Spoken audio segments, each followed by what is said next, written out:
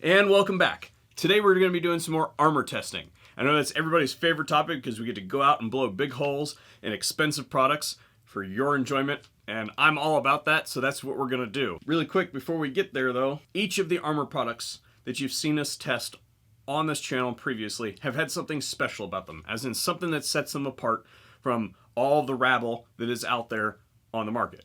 Now, if you guys want me to go out and test cheap crap, then I will, but in my opinion, there should be something value added to me going out there and doing it. And today is no different. Today we're going to be testing RMA Armor's level 4 ceramic plates. And you're like, Kurt, well, we've tested ceramic plates on the channel before. What sets these apart? Be honest, price. And I know it's like hell just froze over because Curtis talked about price twice in 1 week. But I'm serious, $160 for a level 4 ceramic plate. I don't know how they're making any money. RMA makes a variety of products available on their website. We're only covering the level 4 ceramics here today. If there's something else you guys want to see, let us know. Maybe we'll take a look at that as well. But the code that I'm going to give you guys, the discount code that'll be listed down below, will work for the entire website, not just the level 4 ceramics. So there it is. But in addition to them not carrying a heavy price point that's going to crush your wallet, RMA also claims minimal backface deformation. So that's what we're going to be testing here today. And it's made right here in the United States, in Iowa. And that means I wish they would have contacted me before my brother moved home from Iowa, because I could have totally dropped in and seen him. Now there's one more thing that I need to add before we go to the range and shoot some stuff. And that is that there's a lot of infotainment out there on the interweb that is presented as scientific testing. And the fact of the matter is that very little of it, if any of it, is scientific. Including today's video, is not going to be scientific. The reality is that science is very repetitive and boring, coming from somebody who has a science degree and has worked as a scientist. It sucks. In fact, if you're a young person watching this, here's a really good test. If you watch videos and you click off them routinely with more than a quarter of the video left, science is not for you. You will hate your life, okay? Now, that does not mean that what we are going to do today does not hold value or should not hold value to a consumer. It's just that you shouldn't base your purchasing decisions on my opinion alone or anybody's singular opinion alone. You should compare the results across a broad spectrum of tests from a variety of outlets to make informed purchasing decisions before you spend your hard-earned money. Hey, Wombat. You have a hard science degree as well. I have some questions for you. So, the term scientific and statistically significant. So, if you were going to be running armor testing to be scientific and statistically significant, how many replicates do you think you'd have to run to be able to get that kind of information? It kind of varies, but I would say 1,000. And I want you to hit yourself.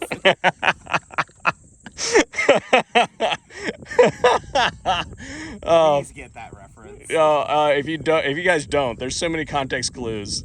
All right, let's do this thing. Okay, so for our testing today, we're going to be using a Mosin Nagant 9130 1942 vintage. Reason why this weapon was selected is 1, it's awesome, and 2, it is chambered in 7.62 by 54R. Looking for ammunition that's comparable to 30-06. That's just kind of a dumb round, so we figured this would be a lot more fun today. If I can work it. There we go. It's been a while.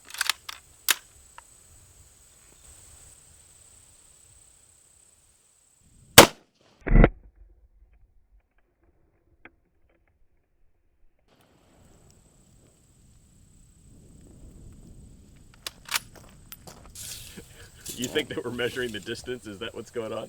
You know what the hell. No, we're going to measure the backface deformation, dude. So it looks to me like it definitely stopped it. So it's got this like anti-spall layer here.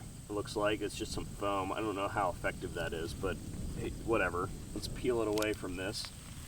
And a little bit of backface deformation. Very, very minor bulge there. So let's just find something to mark the, let me get a, here we go. So what we're gonna do is just Now run your tape measure across that so that we got a good level. So we're talking It's up to the brass. Up to the brass. Which is what? Less than an inch. Yeah. So 3/4 of an inch of back face. From, I don't know, point blank range. Yeah, it's pretty close. Yeah, so obviously we've got ceramic everywhere. That's exactly where the projectile hit, which is very interesting. Is there anything left of it? Of the projectile? Yeah. There's fragments in there, and I'll get a shot of that. I mean, you can see a fragment of the bullet right there. But yeah, definitely stopped it. Minimal back face deformation. Let's see if we can get some back face deformation. Okay. Oh, okay. Resetting the ballistic block here. Caveman style. You got it. All right, it's probably good enough. Let's Yeah, see. whatever fell off the table was probably something expensive of mine and fragile that broke. All right, we're reset. It's actually pretty cool how it works. So it definitely defeated 7.62x54R. So we're going to step it up to the largest 30 caliber gun that we have access to. This is a Savage 110, and it is chambered in .338 Lapua Magnum. These are 300 grain loads. These are Wombat's hand loads, so hopefully they don't blow up in my face. Anyway, let's do it.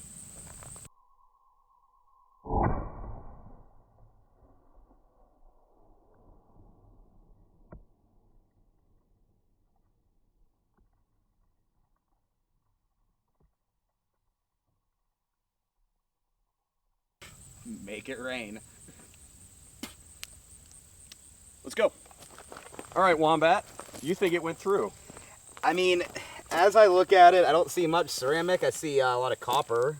Just the coloration that's behind it might be the clay. I'm not 100% sure. Go ahead and pull it away there, Let's boss. see what we can find underneath. I'm going to go with no. It did not make it through. It's very close, but We need to go get the tape measure and measure that.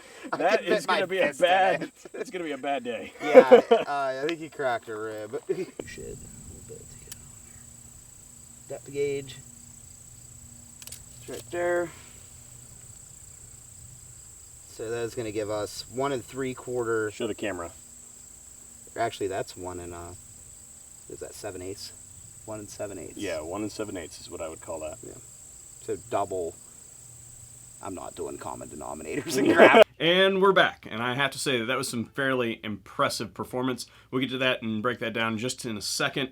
I wanted to address, though, something that you probably saw in that video, which is that the construction of the armor is very dependent on the methodology by which it defeats a bullet.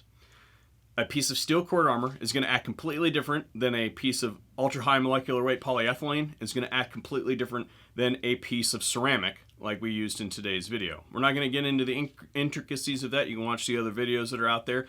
But ceramic armor works as an entropy equation. Basically, you've got a high-velocity projectile that hits it. The armor disintegrates, and in the process, disintegrates the bullet along with it. It's basically takes itself and the projectile from very ordered states into very chaotic states, and in the process dissipates a whole lot of energy, and that keeps it from going into you. When you do that, though, that armor is basically worthless. Rifle rated armor is good for one shot. It may stop more if it gets hit somewhere else, but in that location it is definitely not stopping another round. In my experience, every single time that I have seen it done, a piece of ceramic armor shatters and spalls. That's what it does. At least as far as what we're in the firearms industry using the term spalling to mean, what you've probably come to think spalling means is what it does. Now, with steel armor, a lot of times we talk about the projectile spall.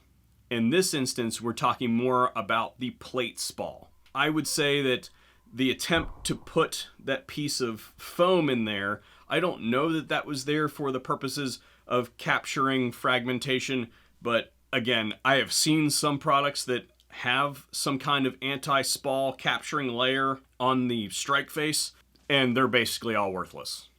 What I'm trying to say is I can't give them too much grief about the fact that there is a lot of fragmentation because that's the way that the armor is supposed to work, and it's going to come out the front. All products are trade-offs. Could they probably put a whole bunch of Kevlar in the front of that would catch that? Yes, they could, but then it would weigh 15 pounds. That would also increase the price of the product. So I think that we're getting a relatively lightweight piece of armor, and it's also not breaking the bank by adding a whole bunch of additional features to the armor that, in my experience, don't really do that much anyway. So to the results. NIJ says 44 millimeters is the absolute limit for backface deformation for passage. And I would say that depending on who you ask, that's either a good number or a not so good number. And I liken it to, like when I was doing my open water certification, if you look at the tables that you're given, they're fairly conservative to keep you from getting hurt. So even if you fail, there's pretty much a margin of error built into the other. If you look at the U.S. Navy dive tables, they're substantially more liberal than the stuff that most people operate off of. Digression. Sorry, boys and girls. Maybe a little bit too much caffeine today. Maybe run a little bit too quick upstairs, if you know what I mean. What I'm trying to say is that 760 by 54R, which the armor is rated for, passes flying colors. Okay, easily within that margin. The 338 Lapua, which it is not rated for whatsoever, right on the line of that somewhat suspect number.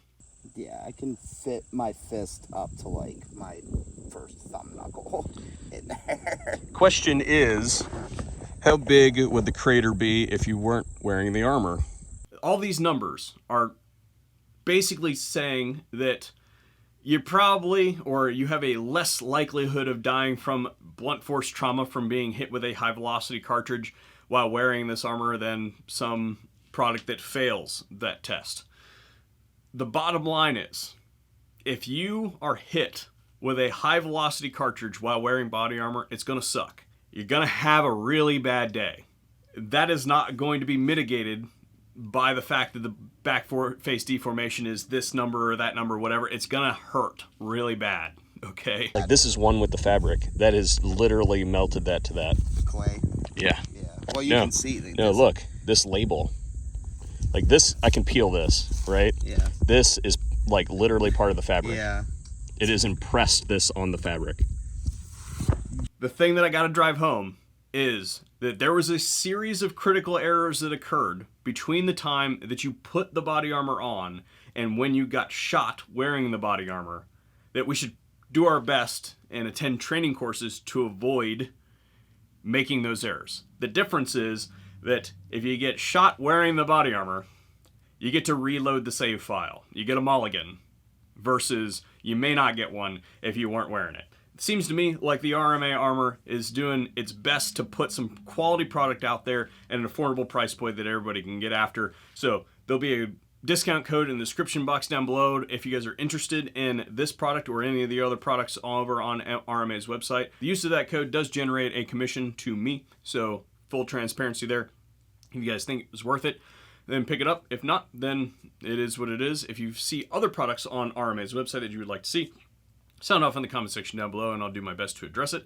And of course, we do have a Patreon and Subscribestar. If you're not interested or in the market for armor, you can always contribute directly to the VSO Gun Channel there.